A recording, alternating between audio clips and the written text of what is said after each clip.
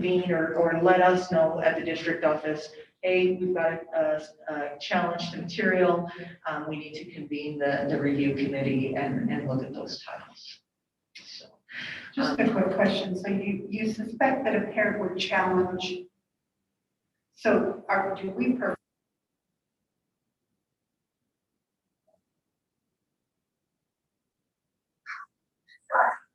hearing my own voice? Do we provide a list to the parents and then they can challenge? So they're aware of it before it's ever done. Right, great question. So yes, on Destiny, and I believe that was here somewhere. I did think I read about it. Yeah, It's so kind of on long policy. Oh, right here. Yeah, it is. I made it nice and lengthy for you. I thought that you'd appreciate that. So right here, Destiny Follett, which is the cataloging system. It is searchable. In fact, if you go to destiny.murrayschools.org, it is a searchable database. So it's incumbent upon us to make that database and make sure that it's updated and relevant. So then making sure that all of those titles are up there, and then there is that challenge. And remember, we have hundreds of thousands of textbook titles in there as well. So all of those titles are supplemental or required reading though as well. So how have all those titles gotten in there? And what's the process been? It's the library's child help. Yeah. So they've been logged into the library system. So I would warn us that not challenging the library material reading, but rather the required reading, because the library, we don't want to get into the practice or the business of banning library books as much as having that system cataloging or releasing in a different system in Destiny. So Here's the required the same system as the library uses. Right. Everything we use, that's where we keep our data on it. Right. Does that make sense? So the required reading. And here's our textbooks, here are our trade books, here are our required reading series, here are our software programs. Because and that one can get really unwieldy because we use Reading A to Z, right? And they have access to 108,000 books in Reading A to Z because a kid can search and come up with their titles. Well, as soon as we say you need to do 20 minutes on Reading A to Z and that's required reading, as long as they stay inside of their program, then you know what I mean. So then that becomes required reading. So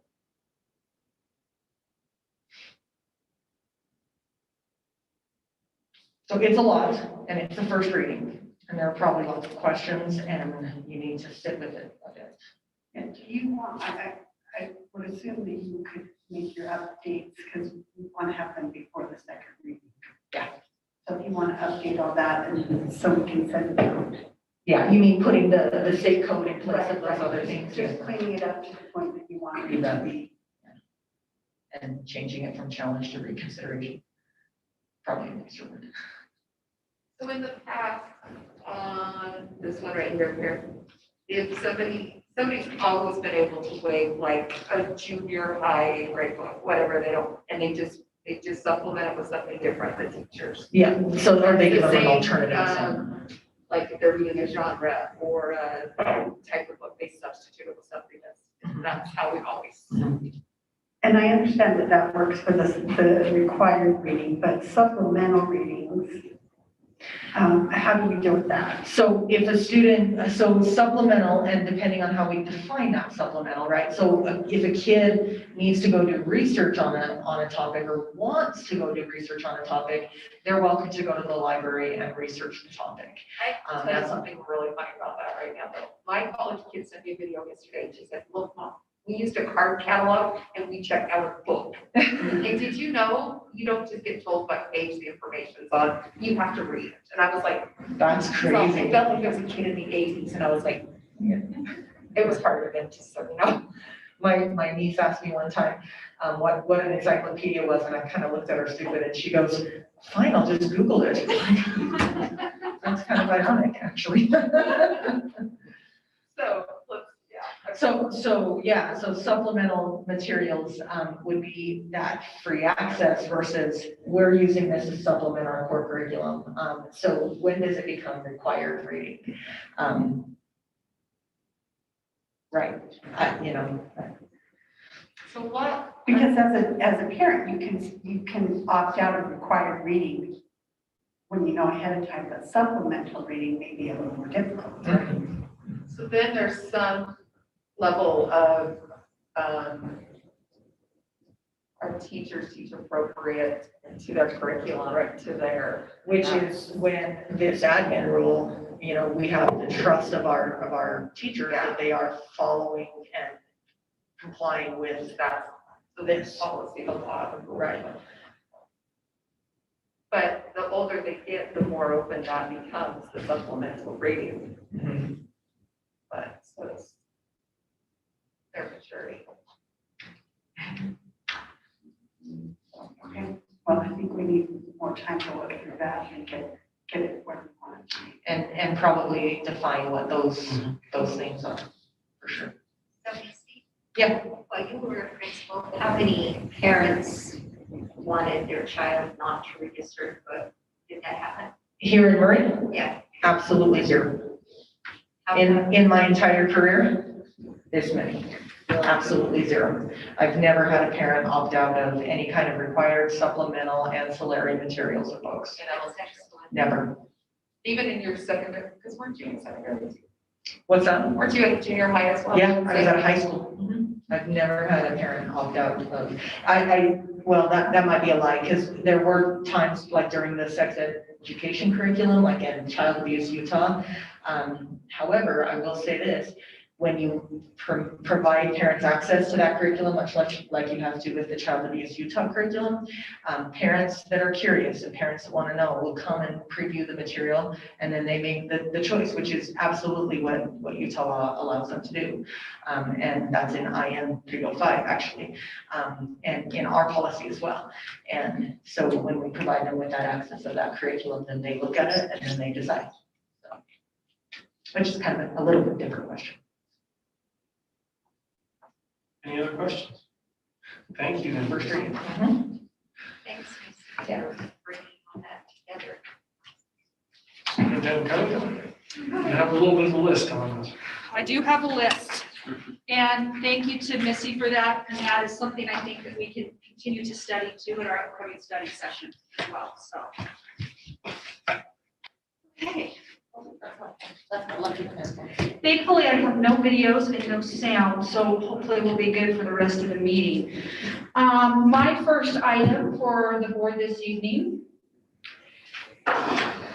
is school land trust amendments. And we actually have 3 school land trust amendments for this board meeting. Again, we can vote on all of them as one. However, if any member of the board would like to pull one out and vote on that separately, we can. So President Cooper, I will present all 3 and then we can decide how to proceed. The first school land trust amendment is from McMillan Elementary. McMillan Elementary has submitted a school land trust amendment because they had unprecedented or unanticipated software needs due to the implementation of hybrid and online learning.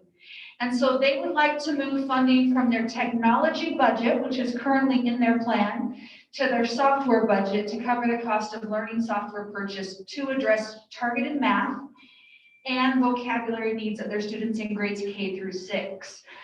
This would be moving $5,300, again, from their technology budget, which was approved previously, into the software budget.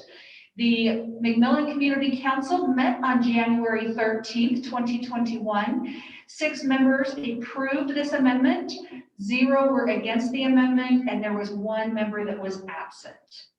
So that is the first amendment for McMillan Elementary. The next amendment for the board's consideration is for Parkside Elementary. Parkside Elementary, as you know, has had a change in administration, and so they had a plan that was developed by the previous administration. And as they have looked at the needs and how to support their students this year, they have seen that there are some different needs than what were in the original plan. So they have several goals they would like to amend. Their first one is their second goal, and they would like to provide professional development for new content in math and early stage interventions and differentiated curriculum. So they had quite a large carryover last year because the school was not able to spend it all. So what they would like to do is they would like to take from their carryover, and they would like to take 9,968 and move that to professional purchase services. They would like to move 7,500 from salaries and benefits that was in their previous plan because they were going to do some things with that, the previous administration was, to this professional services as well. And then they want to take what was $3,000 in their software budget and move it to purchase professional services. So that is an encompassing of $18,000 going to purchase professional services for this professional development for their math curriculum and early stage interventions. The second one is they are using Eureka Math, which is our adopted math curriculum, and they are seeing a need for some additional supplies to do that, manipulatives and those types of things. So they would like to move $7,500 that was dedicated as printing because we weren't sure we were going to be able to print the books for them. And so the district provided the cost or took care of the cost for printing the Eureka Math. And so they would like to take their printing costs and move it into supplies to support students with their Eureka Math program. Better use of money, yes. And thanks to Director Hamilton, who worked that out to be able to get those paid for. They would also like to add more FOSS kits. FOSS kits are for science, and they would like to take $7,400 from their supplies, or excuse me, it will cost $7,400. They would like to take $2,500 from software and $4,900 from their tech equipment, move it into the supplies to purchase more FOSS kits. So their students can engage. Utah has adopted the science seed standards, which are very rich in hands-on science, having students do things, not just hearing about science, but doing science, and FOSS kits assist with that. And then finally, they would like to put some supplies for their behavioral component. They are doing a very rich PBIS reward system at Parkside, and they would like to move $7,000 from salary and employee benefits. Again, there was quite a bit dedicated in their original plan, thinking they were going to need more personnel. And they would like to move that from salaries and employee benefits to supplies to support their PBIS. They've got all kinds of things going on to reward students. By school land trust rules, they are limited to $7,000. That is capped at $7,000. That's a lot, but I do want to let you know that their community council met yesterday morning on February 10th, 2021. They had 6 council members who were for the amendment. They had no council members who were voted against the amendment, and they did have 2 council members who were absent.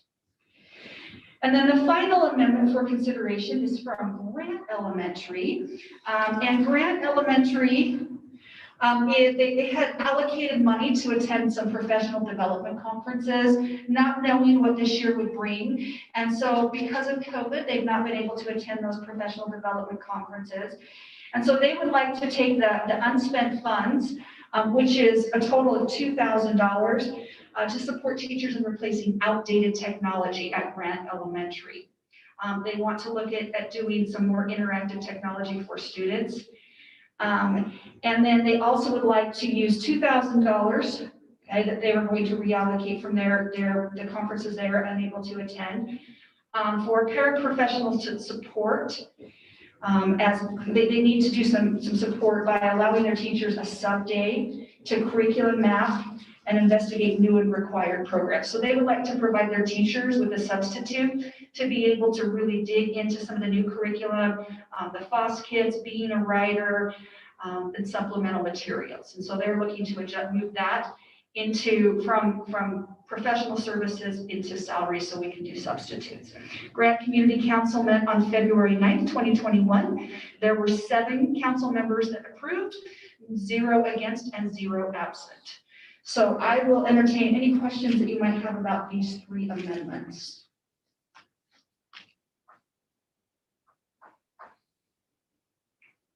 I think we should vote on that. It sounds good because it's best for the students and the teachers. So President Cooper, I would ask that if the board feels comfortable calling for a motion to approve all 3, or if you would like to split them out and vote on them one by one. Any issue with all 3? I think we should move forward with all 3. I'm sorry. Oh, I think we should move forward with all 3. Okay. I will entertain a motion to approve the amendments to the school land trust proposals. I move that we approve the amendments to the land trust plans for Millen Elementary, Parkside Elementary, and Grant Elementary. I will take a second. All those in favor? Aye. Any opposed? Okay. Thank you. I will forward those to the School Land Trust Administration, who will also review them for approval. So I will do that in the morning. Thank you.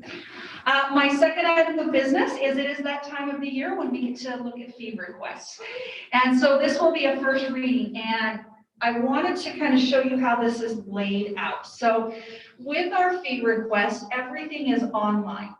And so by going to murrayschools.org and then to the school fees link, we have the 2021-2022 proposed fees, and they are broken out by district/elementary fees, junior high school fees, and high school fees.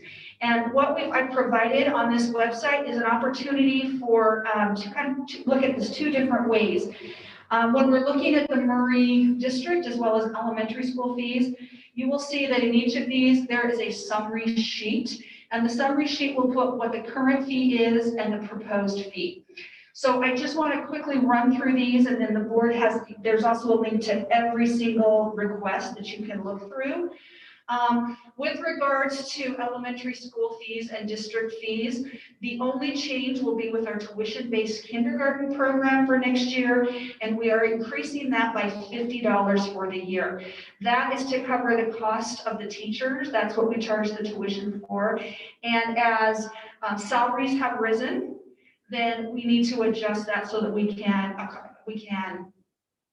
make sure we can cover the salary of those teachers. So a $50 increase over the year is something we feel is reasonable and will cover what we need.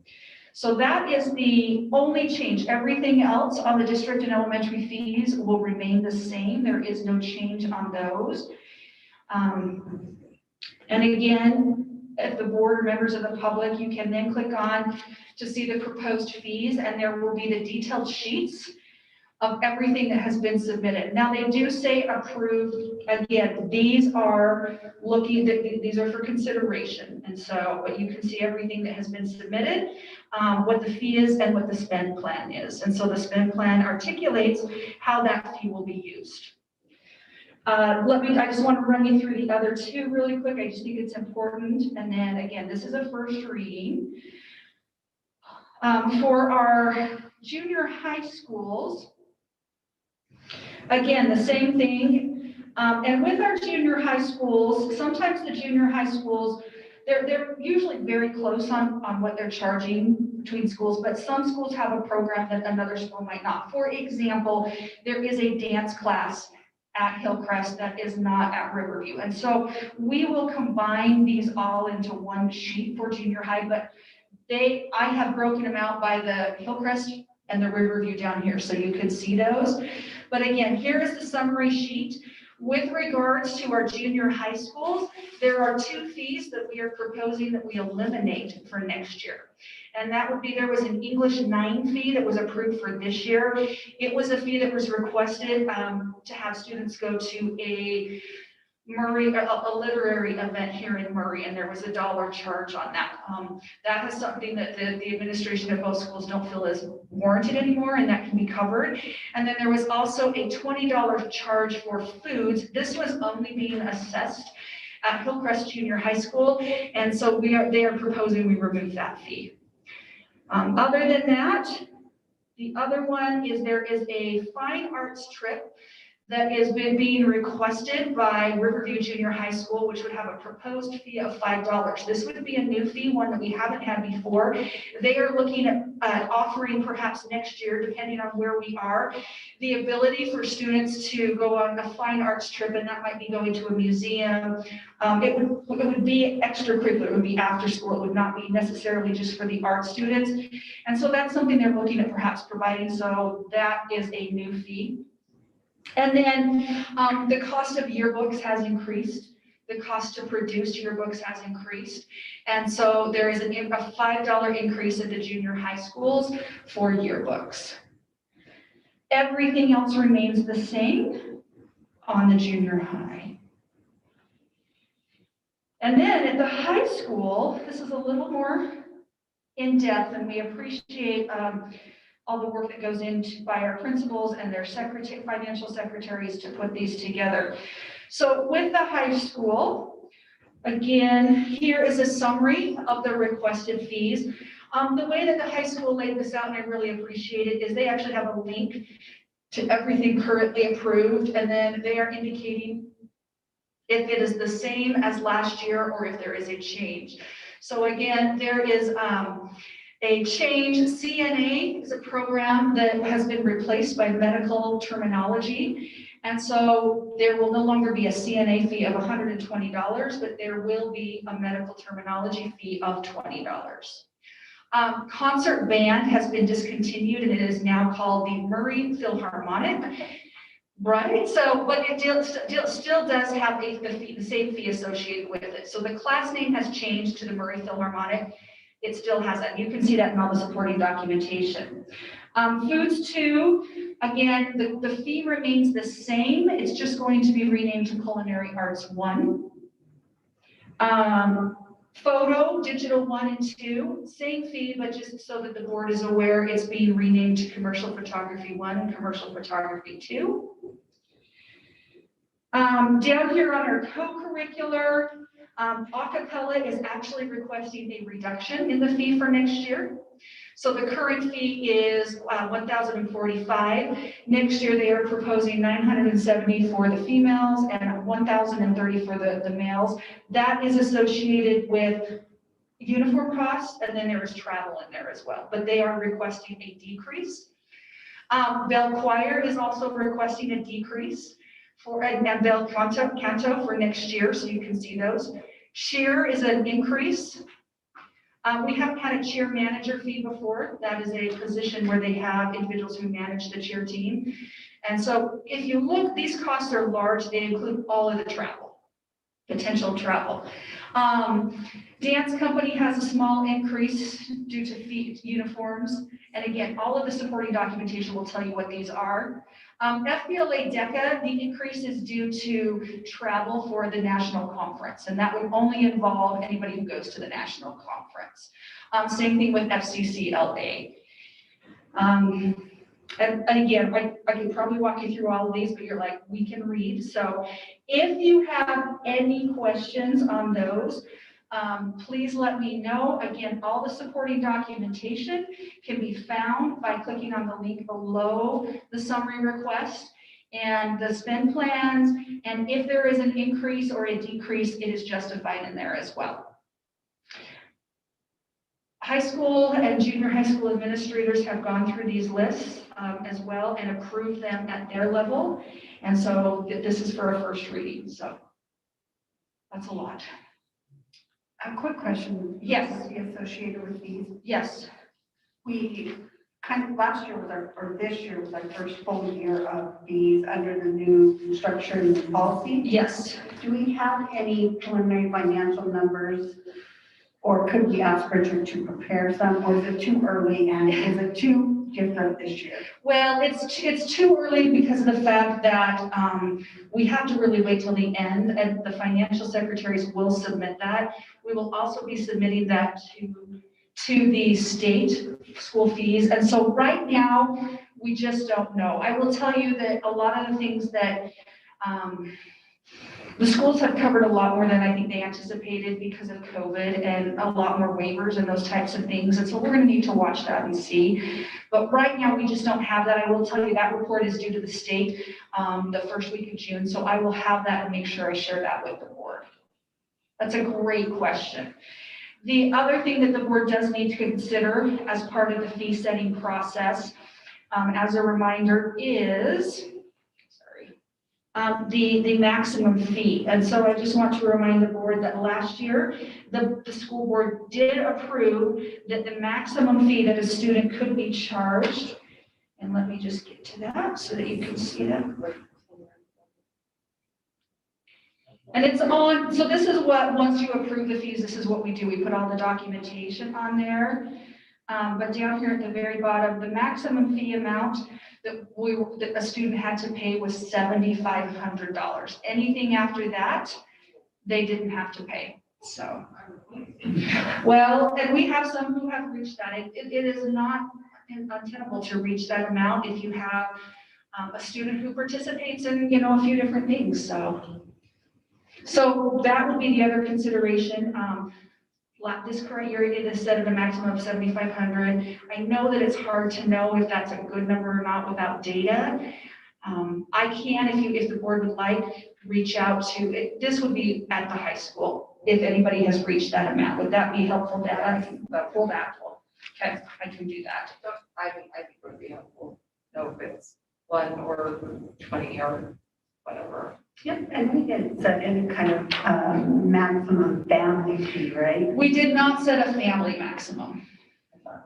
And if that's something the board wants to I would have reached consider, it. we can. Cami has supplemented many things, so. All right, so that is for a first reading. I have one more question. Yes, please. These proposed fees also include the proposed travel. Correct, yes, the travel is in, so we'll cover the overnight travel request, but that's a great question. In those fees, they have to state travel as part of that as well. So like that one that was like FBLA, Uh-huh. 200 and something. Mhm. So if like, what does, this is getting in the weeds and I shouldn't get into this, but I don't remember FBLA costing that much. it's the national conference most of the So time. even when it was 200, I'm like, that never cost that much to do FBLA, when my kids were there. Yeah, let me Just just, you can go look at the link. I know, I need to just do that. yeah, But I'm just wondering if some of them, I can see where the big bump is for travel, but where some of those, I'm like, Well, they first have to win at state. oh, okay, that's true. yeah, it's a qualifier, but I'm happy to Maybe bring like that. we traveled overnight to Cedar City. I don't remember. So if you Yeah, aren't that's a finalist in the state, you don't get to go. But that 200 could cover that state level. Okay, good. Yeah, so here's like the FBLA DECA. So you can see on this one, so registration fees are $220. They've gone up because it's gone up, that would be individual registration fees for the Salt Lake competition, state registration, national registration. Most students, unless you qualify to go state or national, you won't pay that. But Yeah, well, and you don't even have to compete. right. And then the travel, what was submitted last year was low, and that was because they didn't think that they were going to travel. They were just starting some of these things. So they've broken it all down here. So they've got lunch and they've got nationals. And they have to fully disclose, and I get that, but I'm thinking FBLA just stood out for me, but there's probably some of these that it's a lot less. Just to be Absolutely. part of the team or the club or whatever, than not even that first amount. Because And travel is always optional for the students. Right. If they do. Because you don't have to go. But we as a district do have to cover those travel costs. CTE has their own money oh, yeah. to help with this.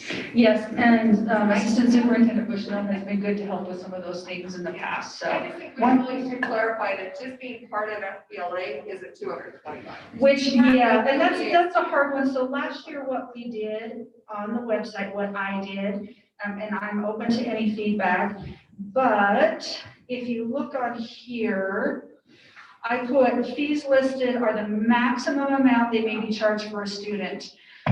Click on the fee name to see the specific spend plan and included fee. And all of that is detailed out. So a parent can say, well, great, I'm going to just be part of a class and I'm not going to travel. So this is the fee. Yeah. And that fee is only assessed if it's for travel or for something else when that happens. I just think we need to be really clear about that, because like, I'm looking at a young family like Elizabeth going down that Well, list and just I'm dying. terrified of my kids starting Yeah. school. But you really can be part of a lot of things and it doesn't cost you those type of things. Yes. Right, Right. For sharing, for sure. One thing I that, don't think that my boys will do that, but you never know. You never know. I meant like a family with little ones like yours.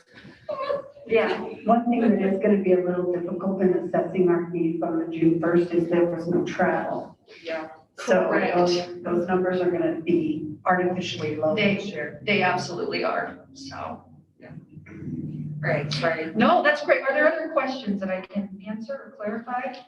Well, and then we're also going to have to see where we are at with allowing travel stop cruising. Correct. Yes. Yes. Okay, also, oh, sorry, was there another comment? Also for our first reading tonight is the overnight educational travel for the 2021-2022 school year. So that would begin, we consider that July 1 of 2021 through June 30th of 2022. And so I have provided for you, there is a listing that you can look at, all of them listed. All of them listed and they're alphabetical. And so these are all of the overnight travel requests. You can see some of them are before school starts. Some of them are during school. All of these travel requests do meet the travel criteria set in our board policy. You also have all of the requests in board book that you can look through. Each one of them, it will tell you what the trip is, how many students are involved, the description, the connection with the curriculum, and the method of transportation. And then again, all of these, and that was a great question, Elizabeth, all of the associated costs with these overnight travel requests are included in the fee requests.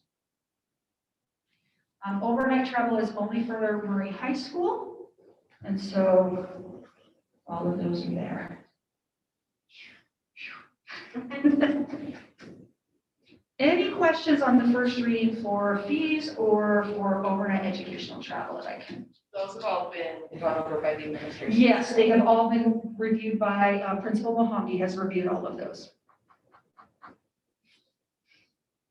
Okay, seeing no questions, and since that is the first reading, we'll go to the next, which is overnight travel for the current school year.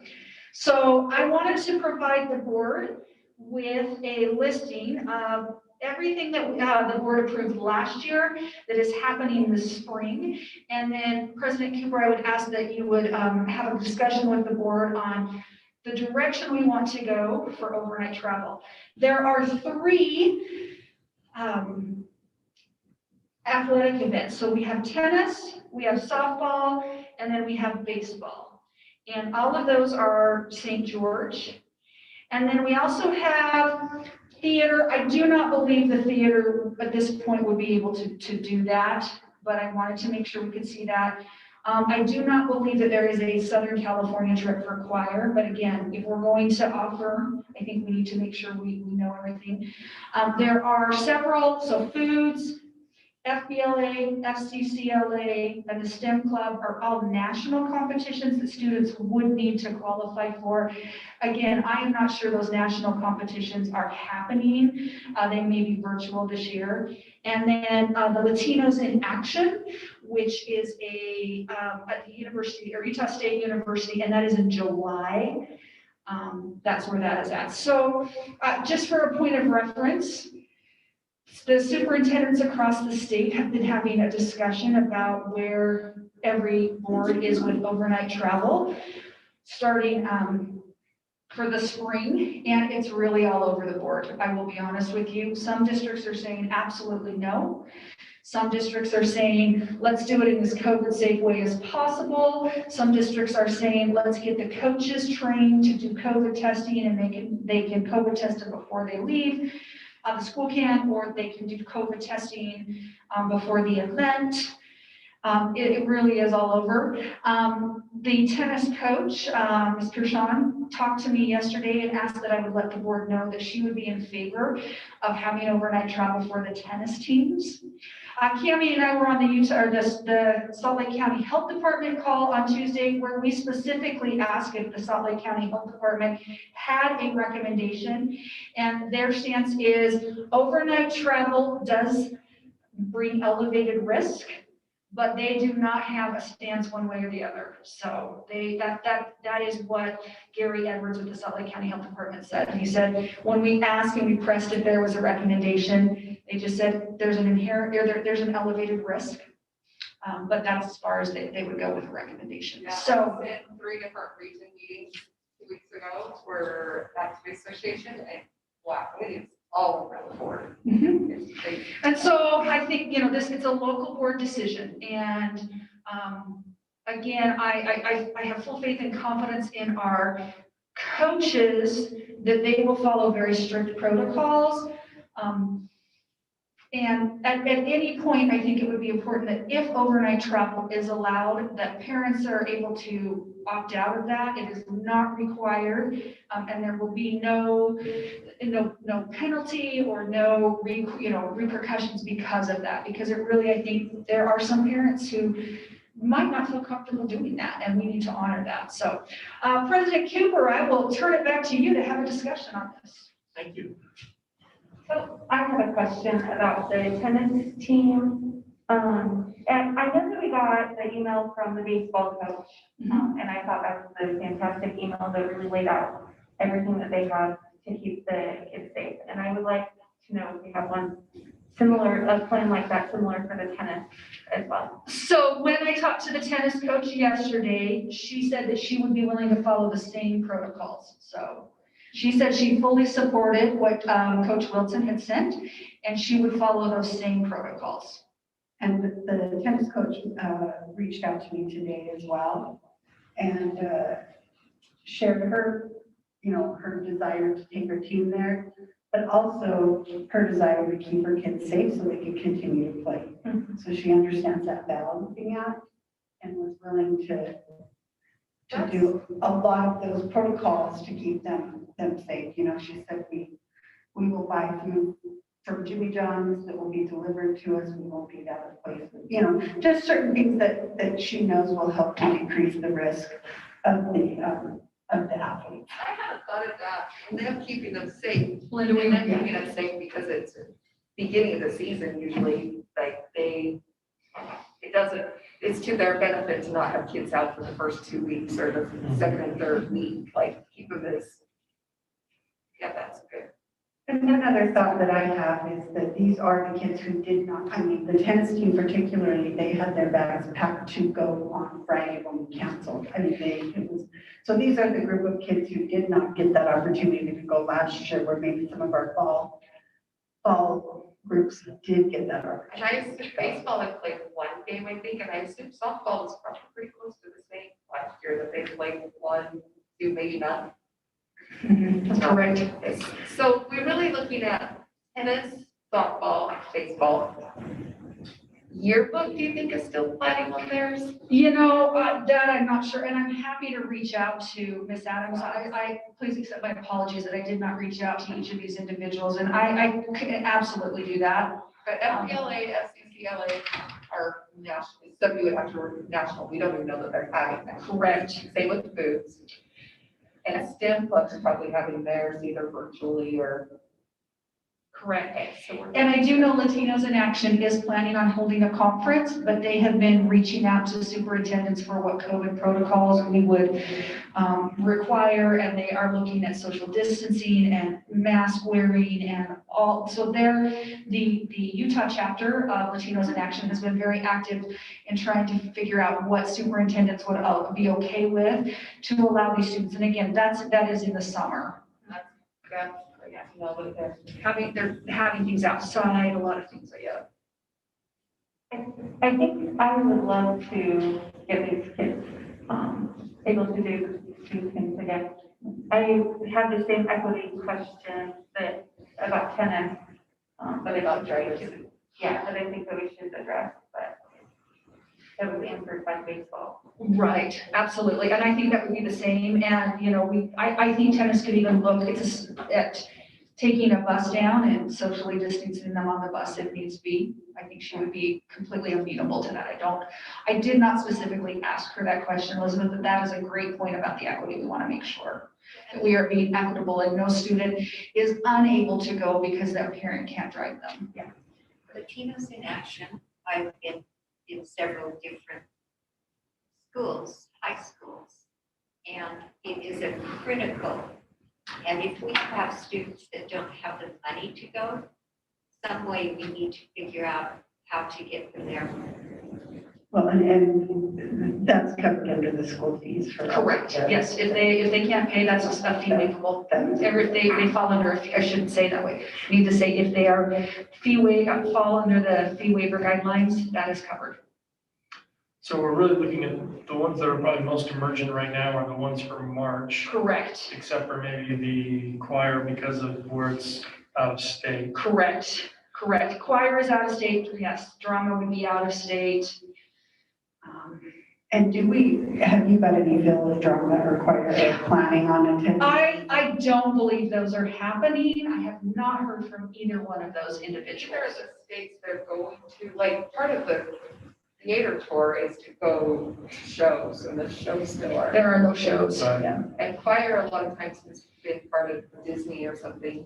That's not It sounds, in California, you're really limited right now, anyway, so. Yeah, so I can't imagine, which is unfortunate because it's a fun high school experience, you know, but. So if we chose, we could discuss approval of the three that are in March, table the other ones as we get maybe more information Sure. about Sure, the pandemic changes and where we're at with restrictions. sure. I know one of the things Mark earlier was worried about, and I don't know if this would apply to any of them that are in March, was deposits, planning, that type of thing. That would be the only thing I'd worry about. Yeah, And a thing that we may want to consider is, again, a lot of these are out of state. The ones that are in state, you know, probably, I mean, that's the three that we're discussing right now. Yearbook camp we could put off, but the others are out of state, so theater, choir, all the national competitions, that may be, you know, the board may say we'll consider in-state travel, and we'll consider these three right now, and then we'll reassess if out-of-state travel. Can we consider in-state travel and then as needed for the nationals?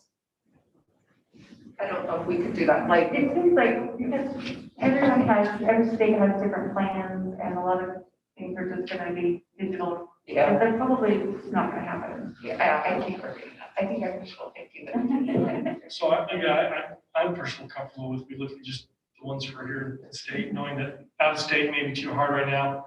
And we don't really know what their plan would be if they were even opened up. Right, That's the other right. thing, we need to understand what that plan would be to mitigate risk. I like that idea of approving the in-state travel for spring, any addition, and obviously no new travel that hasn't been pre-approved before.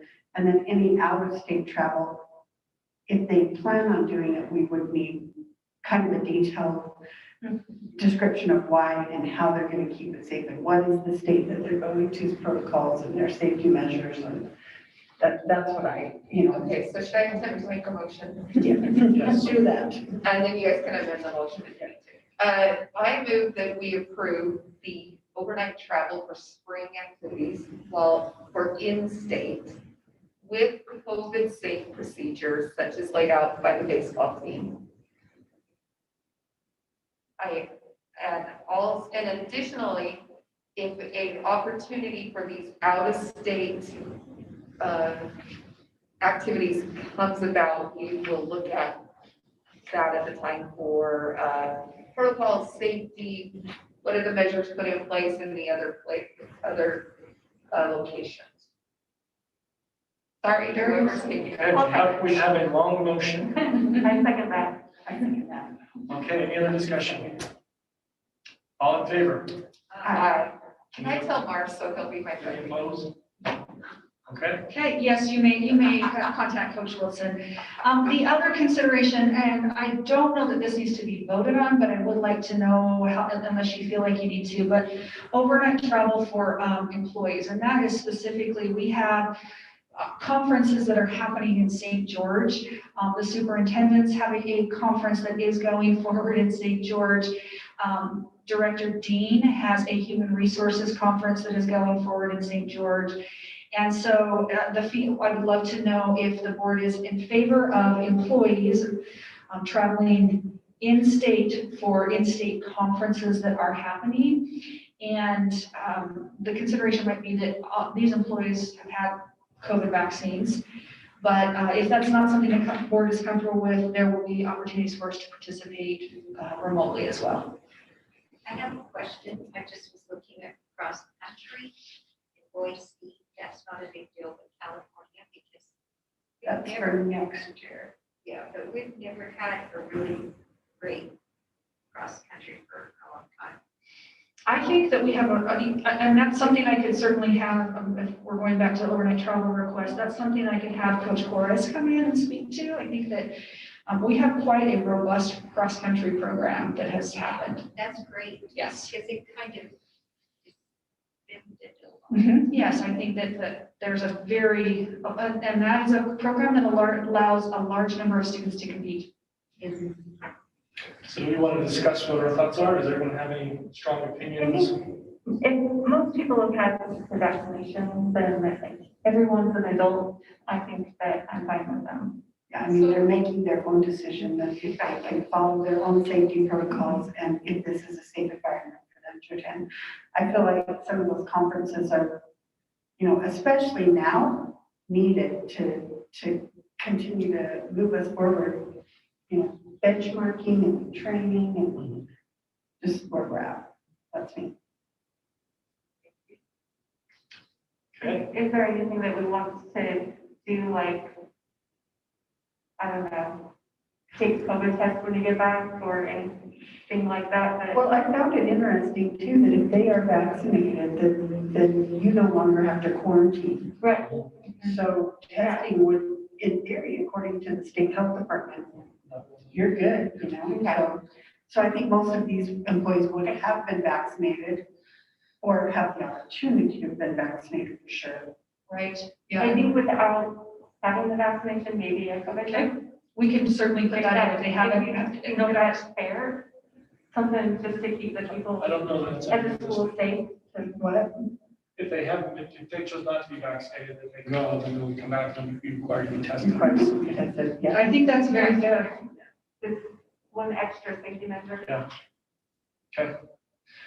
Are we comfortable making a, I don't think we need to approve that. No, I don't think, because it's not approved like Alright. student travel, but I just wanted to make sure that the board was okay with that. And I can certainly keep you apprised of where we are on that and what those dates are. I know the superintendent's conference is not until late April. And so again, conditions may very well improve or may become worse, and we'll have to play that by ear.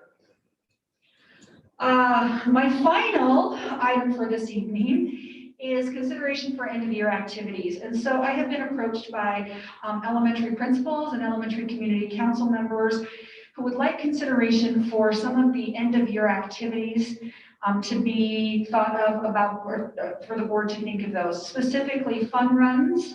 At some of our schools, we are, and thanks to Director Hamilton, who is working with our principals on sixth grade promotion and some of those items to do them in a very COVID safe way. But our elementaries would like consideration to do some end of the year activities. In light of the fact that our high schools are doing activities now, again, we are COVID testing our high school extracurricular and athletic teams. But they would like consideration to be able to do some end of the year activities. And they haven't submitted those to me, so that this may be premature and hard for you to know if you feel comfortable with those. So if that's something you'd like to consider, I would be happy to go to the elementary principals and work through what those activities might be. Well, and I think we got a comment regarding the, we didn't allow Valentine's in our elementary, however, we did allow them in our high schools. And then that's a difficult thing to explain why that did happen. We agree, yes. Yeah, so I think on the elementaries, we want to be consistent in what is allowed at one school versus the other school. They don't have to do it, but they need to be, all the schools need to be allowed the same opportunity. Yes. If their council opts out, their staff opts out, that's fine. And I'm, from my personal standpoint, I feel comfortable in saying, hey, I'm willing to entertain what they might want to consider and what would that look like. So if we need to make any decisions, we've got another month in time before that could probably happen. So from that perspective, but I'm just more, I don't know what others are thinking. Yeah, I kind of feel like, for me, I said this before, that we're setting ourselves up for next year. So if we can get our kids excited about school and give them a few things to end the year on feeling good about school, getting them in the schools next year is going to be that much easier. I think that all the kids are going to be super excited. At least from my experience, they don't like being at home. They want to go back to school. So, at least my little one. So I will work with the elementary principals as well. I think our junior high principals may have some things as well. I think we need to, again, apply this consistently. I know our high school is working towards a junior prom, is working towards in-person graduation and, looking at COVID protocols for those. And so I will gather that and then have that prepared for our March board meeting if that is amenable to the board. All right, and then finally, I would like to request to go into closed session to discuss personnel and or property. Okay, we'll take a poll of the board. Tammy? Yes. Hello? Yes. Linda? Yep. Elizabeth? Yeah. Okay. After 5. Five- Well, take a 5 minute break. break. All right, thank you.